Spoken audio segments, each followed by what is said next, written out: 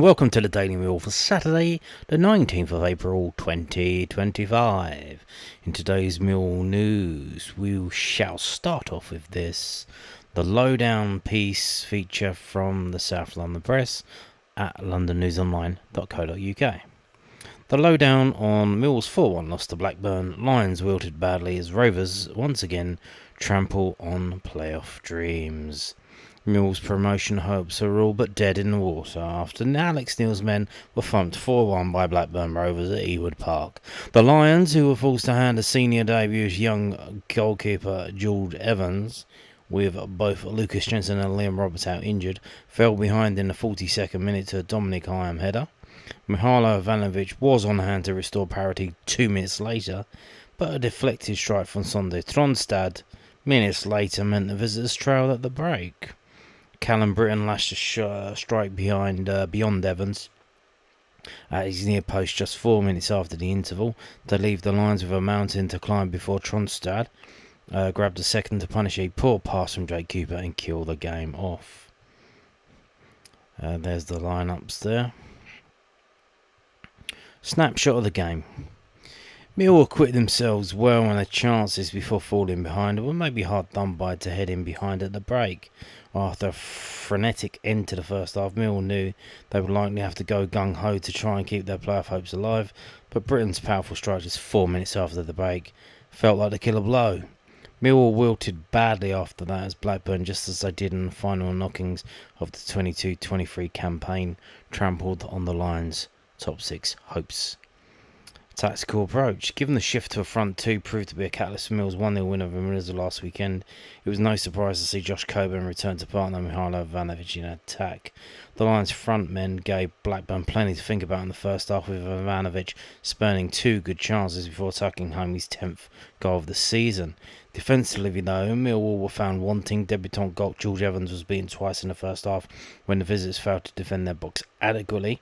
And with Millwall among the lowest scorers in the Championship, it always felt like Alex Neil's side would be up against it to score the additional goals they needed to leave Lancashire with all 3 points even before the second half capitulation. Yeah, one thing that got lost in all the madness yesterday is that Ivanovic is into double figures for the season. So, good stuff. Way back when, after we lost that Leeds game and it seemed that our playoff hopes were done, one of the things I mentioned was I wanted to see one of the strikers get into double figures, and it's Ivanovic who's done it. And good to see. Hopefully he can do even better next season.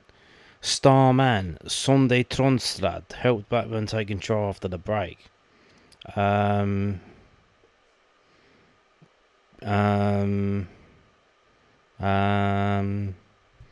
Yeah, but sure, you need to tell us which Millwall player played best. I don't care about Blackburn. Best moment, Ivanovic's instant response to Blackburn's opener was as good as it got for Millwall and their travelling contingent. Moment of the match, Mill's second half showing. Who knows how the game would have panned out had they gone in at the break level, but they faded badly after Britain made it free. Talking point down the pub, Mill's goalkeeping option will be the big talking point between now and Monday when the Lions welcome Norwich to the Den. If Lucas Jensen and Liam Roberts are both unavailable, then Mill could face the prospect of negotiating their final 3 games without a senior goalkeeper, which would be absolutely rotten luck. Well, I think they have to bring in an emergency loan. You have to. Even if it's just some random okay keeper from a League One team. Like, you need to do something. You need to call in a favour. Whether that's Alex Neil, Steve Gallen, whoever, Andy Marshall. You need to get someone who is a professional goalkeeper. Who has actually played professional men's football, and hope that the defence isn't as shit as it was away at Blackburn at home to Norwich.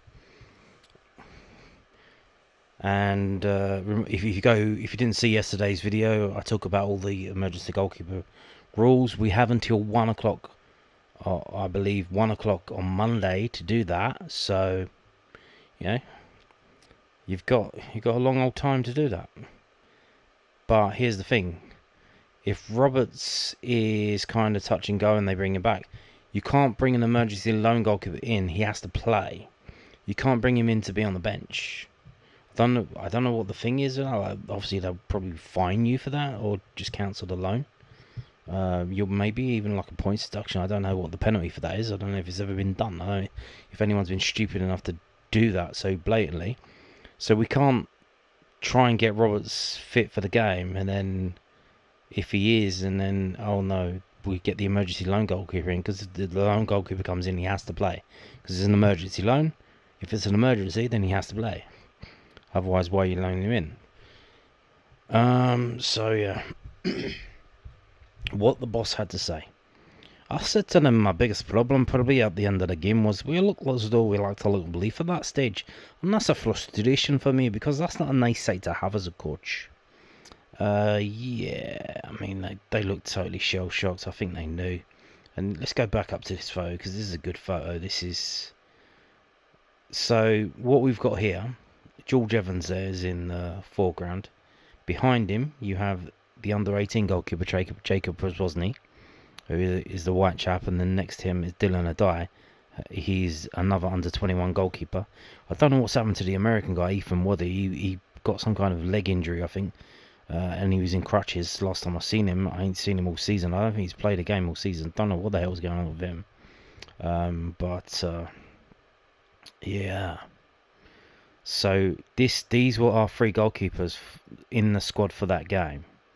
An under-21 goalkeeper who played 3 games for Sutton, and then a team in Horsham, I think called like Broadfield or Broadheath or something like that. Jacob Prozwozny, who's played a handful of games for the under-21s, and Dylan Adai, who has been out on loan to a couple of places, most notably recently Cheshire United, who's done okay. So interestingly, like I said, why didn't they go with Dylan Adai? Because he seems to have more experience. I think he's a little bit taller, a bit more physically packed out as well.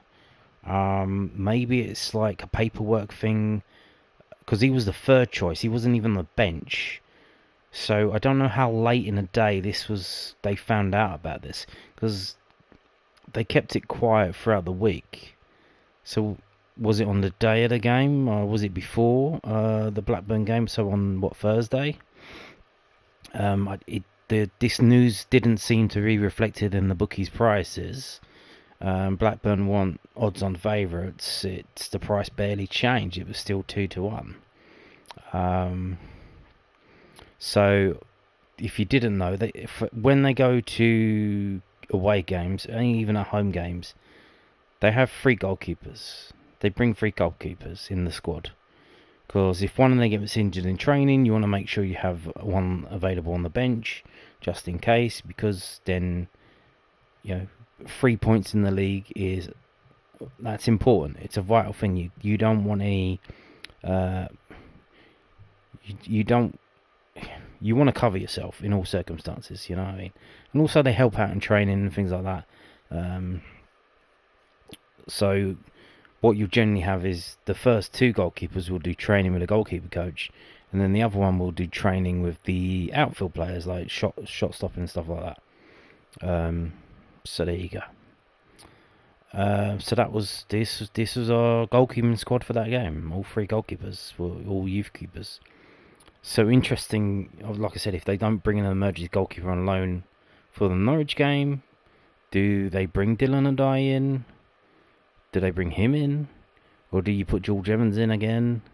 Some of the comments from people who don't know what they're talking about regarding George Evans, the whole situation, is a bit concerning. Obviously they're upset that we lost, but I mean, you need to be realistic about the situation as it is, and not take that out on people whose fault it is not. Now, moving on to this, some more post-match comments. This is from southwarknews.co.uk. The difficulty I've got Millwall boss reflects on tactical dilemma after Blackburn loss.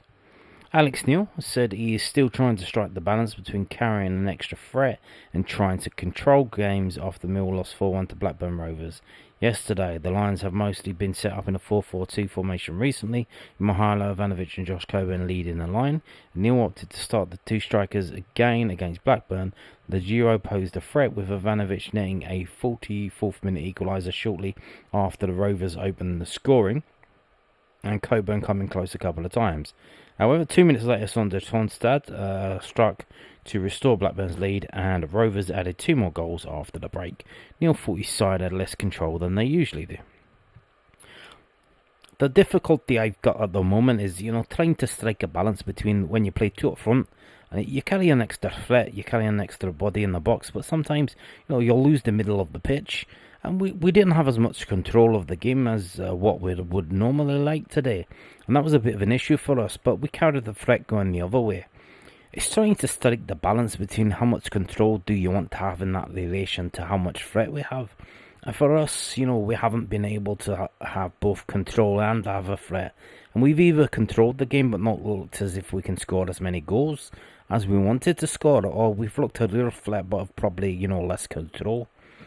I thought the game took exactly the shape, and I was really reluctant until obviously the third goal goes in to stop that, because I still felt we had the threat. We had probably 3 or 4 really good opportunities today to score. In recent weeks, we've scored them, and that's been the biggest difference in the game when they went in.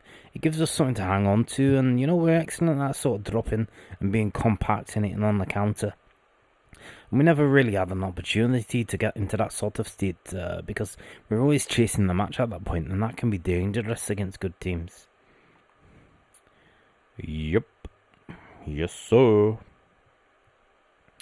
So that's it for the news. Obviously, I think everyone's taking a break today because obviously they got to do previews into tomorrow's press for the game on Monday. So we have some stats, and we'll start off with this. This is the match report from whoscored.com. If we go down, it tells us Mill created a high number of chances relative to their possession. We're effective at creating goal-scoring opportunities from counter-attacks. We're effective at creating goal-scoring opportunities from set pieces. But we were poor at finishing. We lost possession often. We gave away a lot of free kicks around the box. And we committed a high number of individual errors. We had a high shot frequency when in possession. We favoured crossing the ball. We favoured long balls, we favoured through balls. The attempts on goal, we had 12, so they had 17 to 12, 11 to 3 from open play, 6 to 6 set pieces, and 0 to 3 counter-attack. So their 4 goals from 17 shots was a 23% conversion rate, which is insanely high at this level, but when you have a 19-year-old in goal, that's expected. We had 1 goal from 12, that's an 8%, which is standard for this league. It's on the low side, usually about between 8 and 10%. You can see we went down both wings, and they mostly went down their right-hand side. Shot directions, shot zones,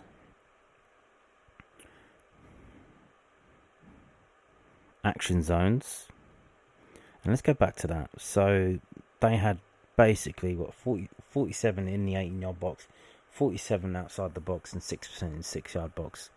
So I think obviously with the goalkeeping situation, to stand any chance of winning that game, we needed to restrict them from shots outside the box, and we didn't do that. They managed to get in behind us, get through, put crosses in, and that's what fucked us up, really.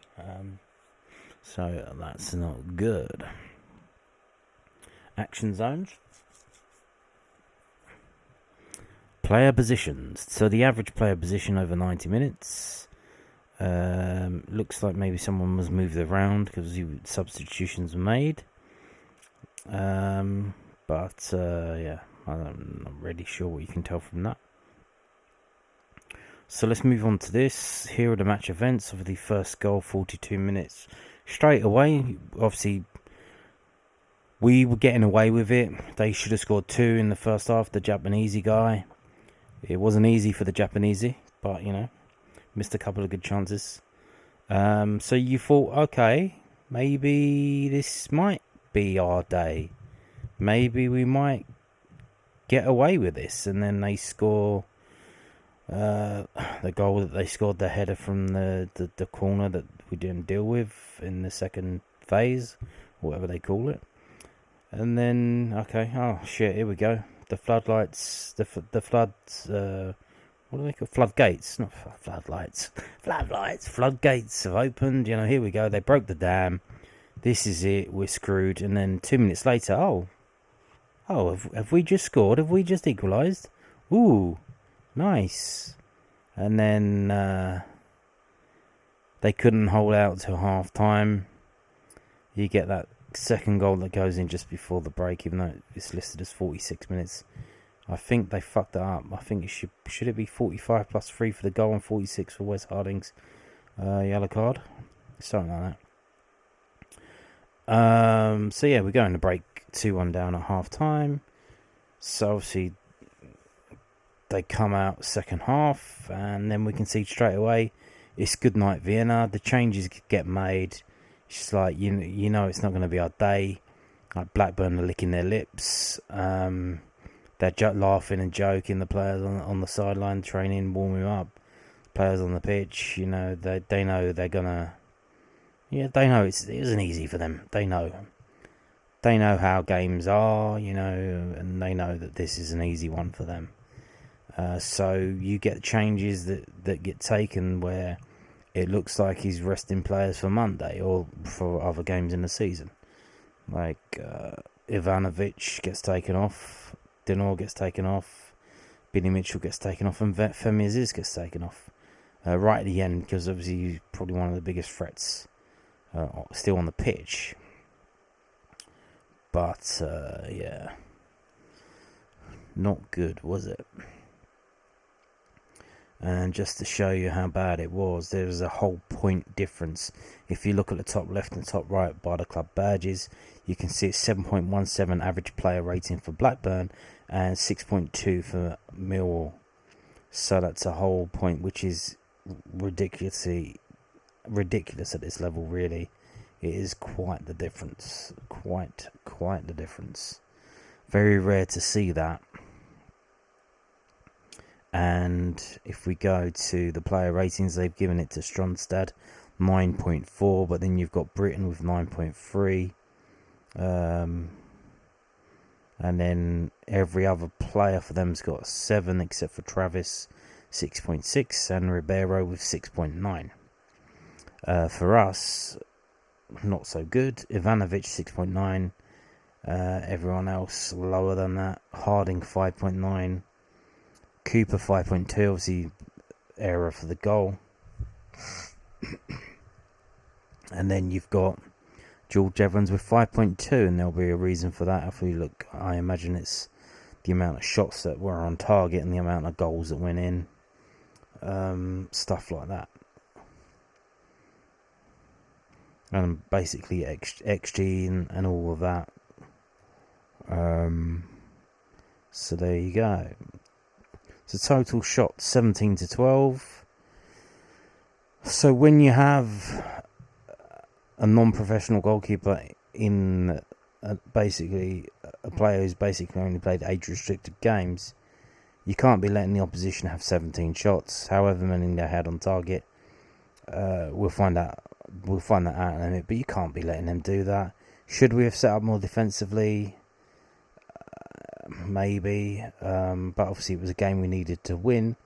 I think maybe the idea was you go on the front foot, you nick the goal, and then you defend, you drop back defensive, because Hutch was on the bench and other defenders on the bench, but wasn't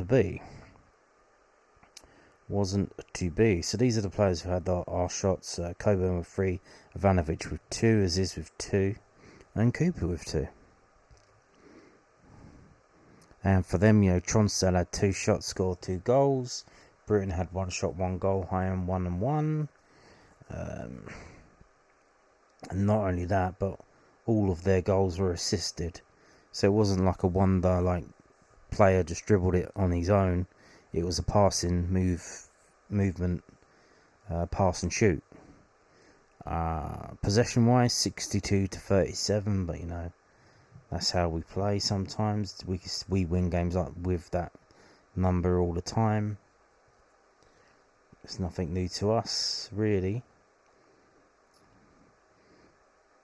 But interesting, it doesn't look like any particular Millwall player was on the ball more.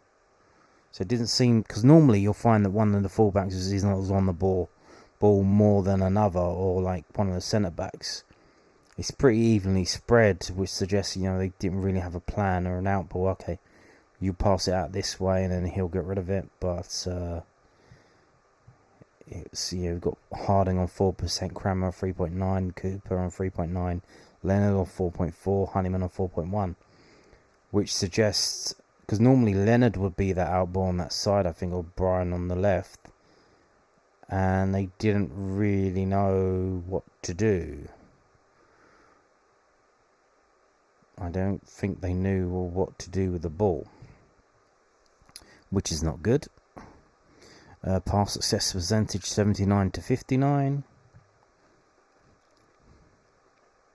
So, ironically, one of the players with the highest pass success percentage is Jake Cooper, who passed it to their player for that goal.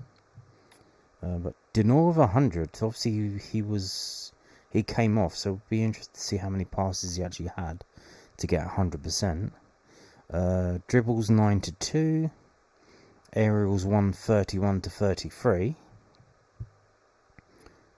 Harding with 8, Crammer with 4, Cooper with 4, Ivanovic with 5, Coburn with 6, Danny Bath with 10.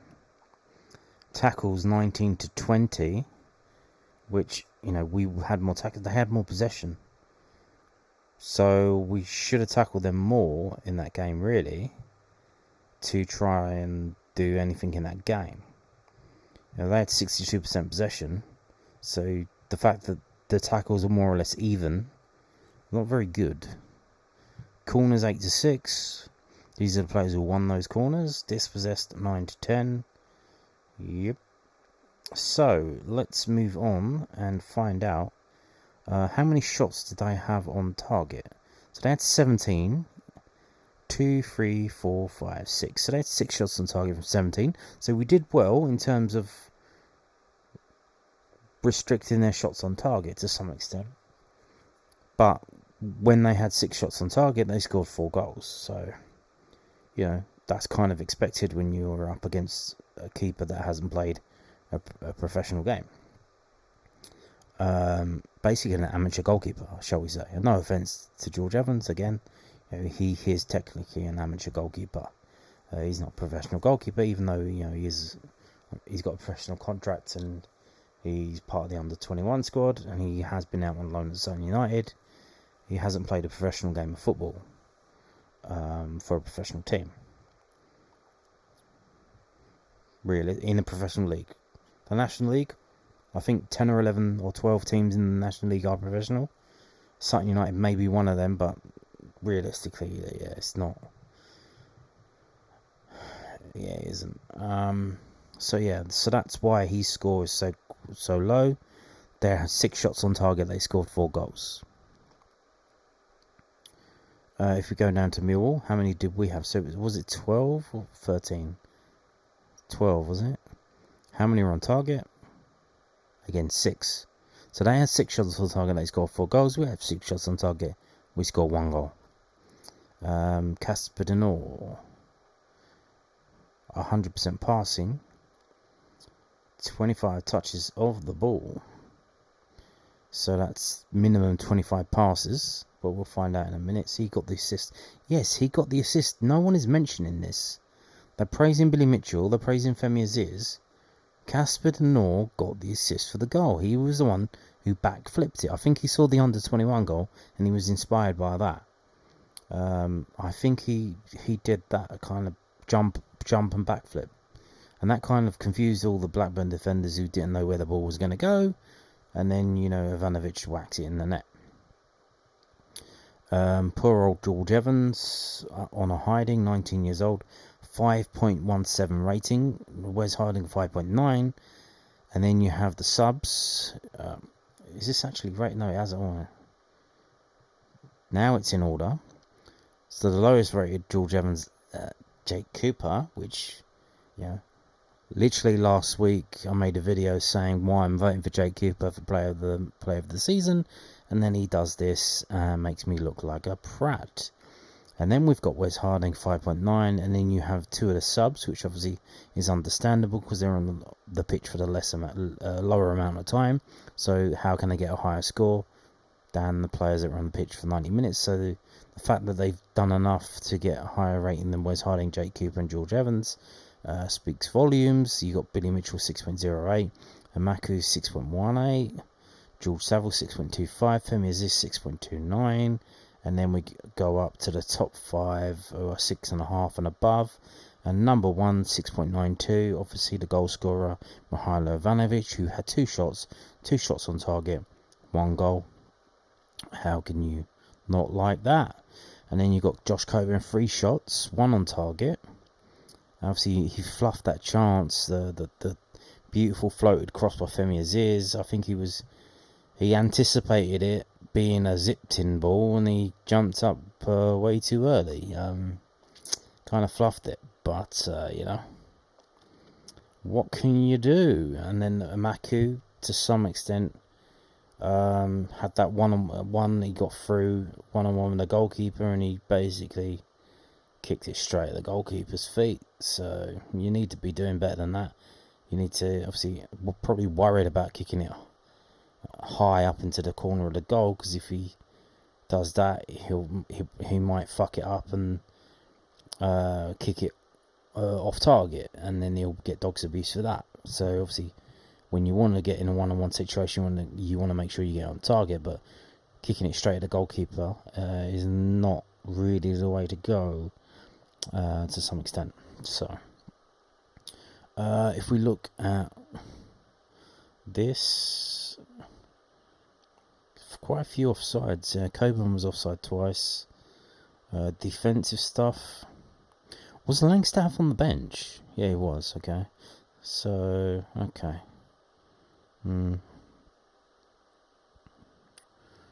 Tackles. Who had the most tackles? Crammer, then Leonard, then Denor, even though he's on the pitch for 64 minutes, then Harding, and then Billy Mitchell.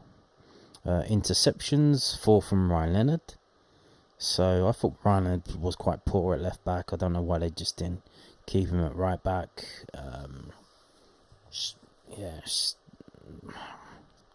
Like, you know what you're getting with Ryan Leonard at right back. You're moving over to left back.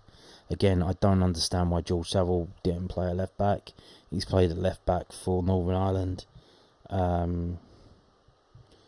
Obviously, he's in and out of the team at the moment. You would think he would stand up and put himself forward and save the day, be the hero of the day. Oh, we've got George Saville playing at left back. Oh, wow, he played really well. I think maybe he's worried about playing at left back because then he might get moved to left back. Maybe he doesn't want to play there. So, but then to some extent, the same was felt of Ryan Leonard, and that rejuvenated his career to some extent.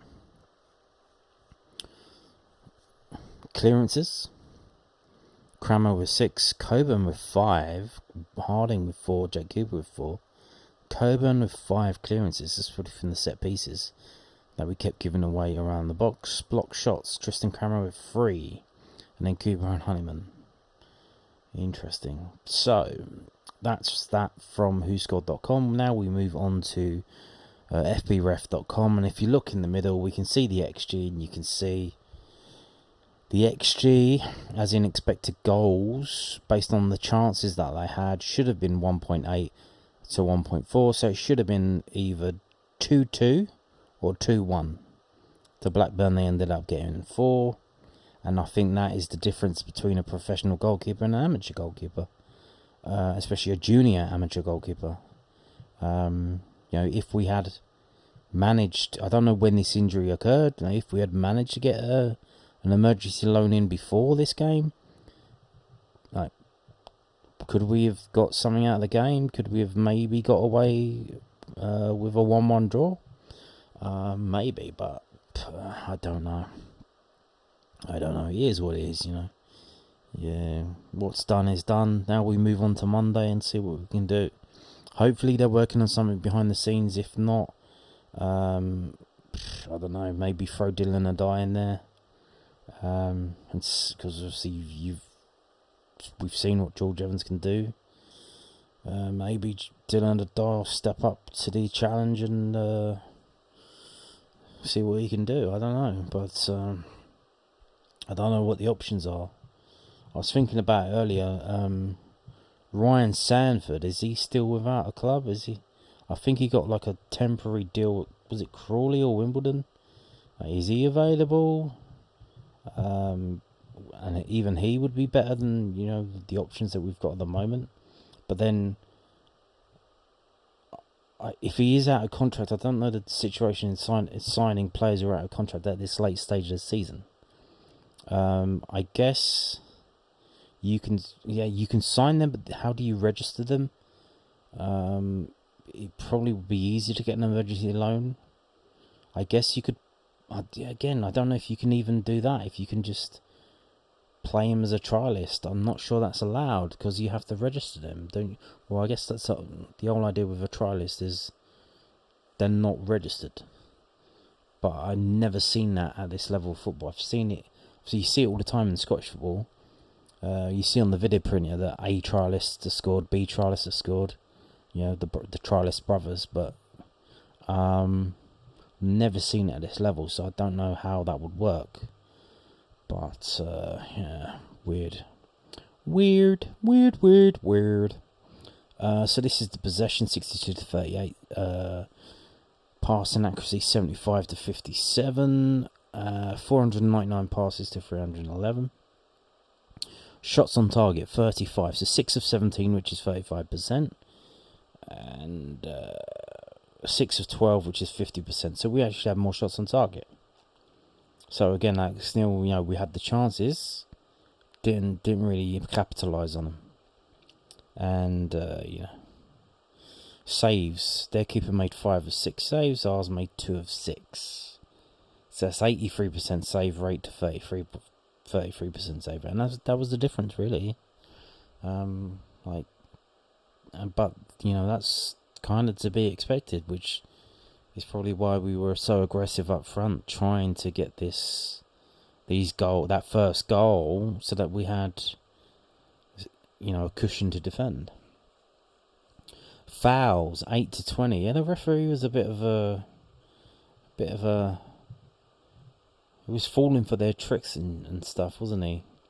Corners 8 to 6, crosses 26 to 16, touches the ball 649 to 445, tackles 19 to 20, interceptions 8 to 7, aerials 131 to 33, clearances 32 to 31, offsides 4 to 2, goal kicks 6 to 7, throw-ins 28 to 24, and long balls 75 to 88. So let's go down and have a look and see what we can see. So shot creating actions, Femi's is 4, George Honeyman 3, Ryan Landed 4, Casper Denor 15 passes, 15 completed. So you didn't have them a lot of passes, but 100% passing accuracy. We'll find out how many of them were long and short. Shall we move on to that now? Here we go. Haha. Evenly spread. 6 short, 6 medium, and 1 long, and they were all accurate. So Casper Denor on the. Do you think he may have won the. Maybe he's G'd up by the results of the Player of the Year vote, because I think they already know, because obviously they must have known, because how would they have known to withdraw Liam Roberts from the vote? Because they knew he was going to get into the top 3. So I think they now know. So I think Casper Denor is puffed up his chest. He's feeling the love from the fans that he got from the vote. Maybe he's number 1, number 2. And he's turned it on. Now, if you didn't know, according to the manager, he was carrying a knock from the last game. He didn't train all week. He trained trained the day before the Blackburn game. Both him and Brian had the same situation. They hadn't trained the week, and then they tried to train the day before to see if they were good enough, fit enough to play in the game against Blackburn. Denor was, but Brian wasn't, and Denor turned it on. Not bad.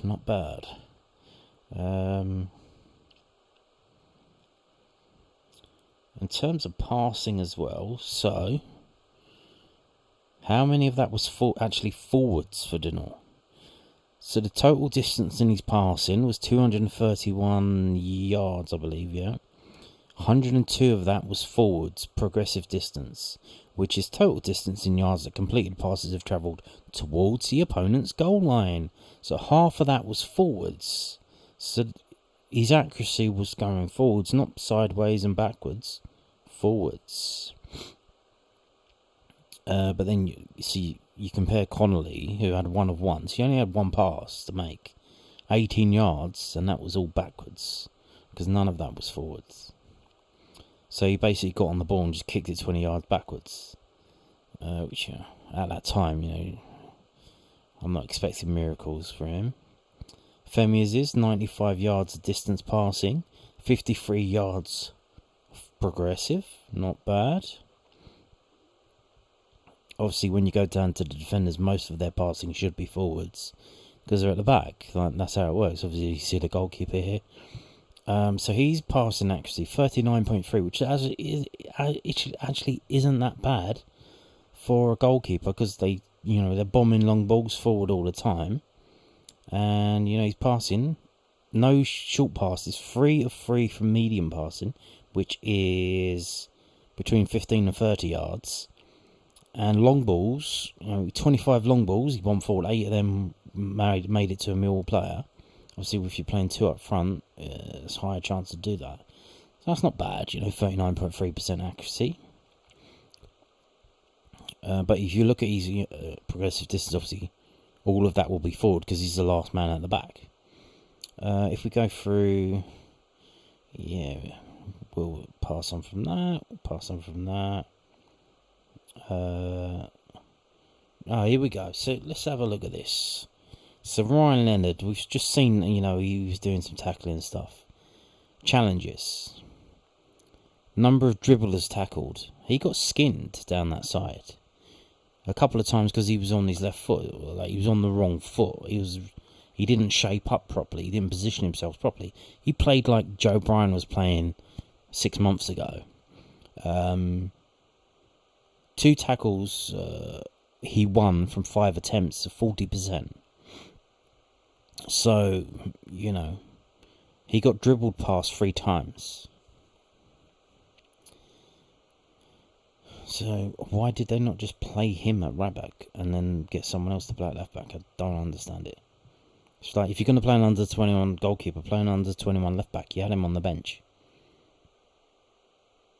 I don't understand it. Or do the wing back thing where you did earlier, I can't remember against, where you put Femi Aziz at wing back. And he was absolutely outstanding. What else have we got? So carries of the ball, dribbling of the ball, which we didn't really do to some extent. I think it was mostly just what Femi Aziz and Amaku to some extent when he came on. But even he didn't do that much. So yeah, you can see we weren't getting on the ball. We had, what was it? 39% possession, something like that. Femi is 11 carries of the ball for 65 yards, 33 yards progressive distance. Oh, Josh Coburn. 7 carries of the ball for 49 yards, 36 yards progressive distance. Okay, that's good. And then Billy Mitchell, 70 yards, 9 carries for 70 yards. 49 yards of that was forwards. Progressive distance. So, yeah, this is good. We've seen trying to tackle dribblers. This is the Millwall players themselves trying to dribble past players. Aaron Connolly tried it twice, did not win, did not do one of them. Got tackled both times, and Amaku and Billy Mitchell, so not a good day for dribbling. Vanovic once, didn't work out. Luke Condor once, didn't work out. And Coburn tried it once, worked out. So the dribbling not on par. We tried 11 dribbles. We tried to dribble past Blackburn players 11 times and only was only successful twice, which is an 18% success rate.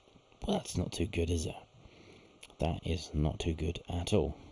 Miscellaneous stats. So we've seen aerial duels 1. And you see some high numbers and you think, oh, that looks interesting. But how many did they lose? Well, Josh Coburn, 6 and 6, 50%. Ivanovic, 5 and 7, 41% win rate. Femias is 2 and 2. Amaku, 1 and 3. Interesting, he was only on the pitch for 27 minutes. He was involved in 4 aerial duels. George Hammond, obviously, he's a wee lad. Lost both of his. Jake Cooper, 4 and 1. Tristan Crammer, 4 and 1. Wes Harding, 8 and 5. So there you go with that. So overall, 33 won, 31 lost, 51.6 aerial duel win percentage. So let's go down. Let's have a look at the goalkeeper. Again, it's not his fault. He's coming up to 20 years age. He's 19 years and 337 days old. So in a month's time he'll be 20 years old. Shots on target against 6, goals against 4. He saved 2. Save percentage of 33.3%. Post shot XG was 1.2. So 24 long balls, 7 were completed. That's 29.2 completion percentage. Passes overall, 21 attempts, 1 throw. The long ball rate was 85.7. Average length of his kicks was 53.2 yards. I think his kicking was quite good, to be honest. His kicking was very good. Goal kicks 7. 85.7 were long. So he took a couple of short, or looks like maybe 1 short goal kick. I think that, 58.4 average length. Crosses from the opponents into our penalty area, 22. That is way too high. You need to protect the goalkeeper. I think maybe we should have done 5 at the back. We should have done 5 at the back. Sweeper. So outside penalty area activity, 4.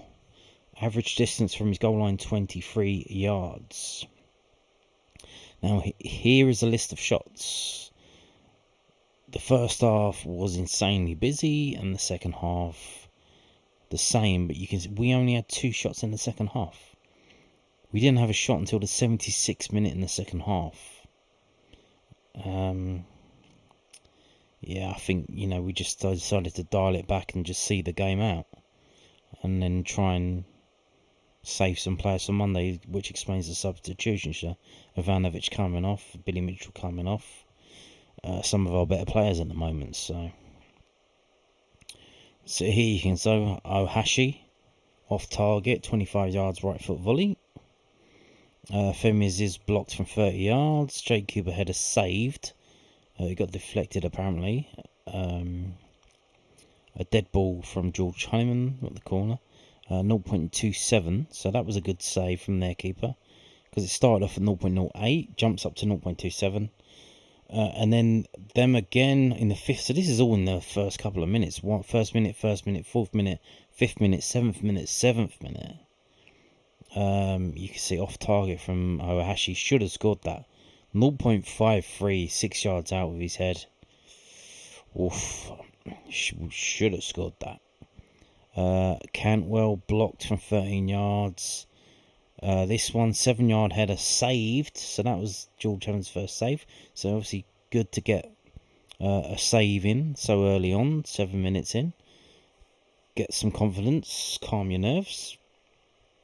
Josh Coburn blocked from 16 yards. Femias is blocked from 13 yards. Mihailo Ivanovic header saved. 10 yards header, again a good chance because it goes from 0.1 to 0.45. Jake Cooper off target, left footed volley. Ryan Edges blocked, left foot, 33 yards. George Honeyman, 0.07 to 0.41 saved. So again, this is the thing about having a professional goalkeeper in your goal. Their goalkeeper has already saved them. He saved that one, which is a 0.27. He saved that one, which is a 0.45, so half a goal. And he saved this one, which is, again, just over half a goal. And this one as well. So we should have been, looks like maybe 2 goals up by then. If you add all that up, the XG, it's, should have been a goal, at least 1 goal at least. They score from a header, 7 yards out. So it goes from 0.26 to 0.28. So that suggests, we should have done better with that.